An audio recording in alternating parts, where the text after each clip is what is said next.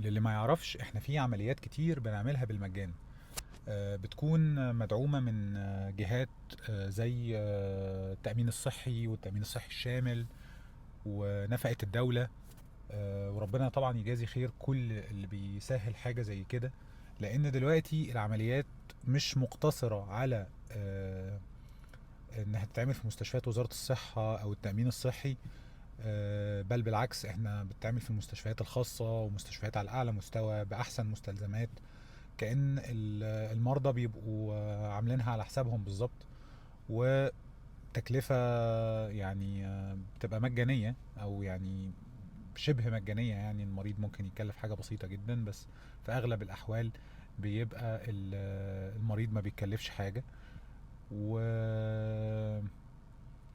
احنا بالفعل شغالين بالنظام ده بقالنا كتير، ومرضى كتير استفادت.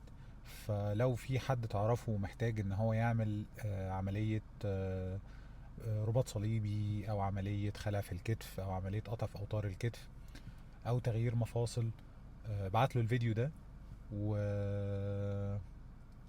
وان شاء الله كله يقدر يستفيد.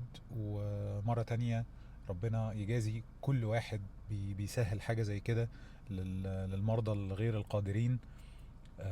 ربنا يا رب يجازيه خير ويجعله في ميزان حسناته، ونشوفكم على خير دايما يا رب.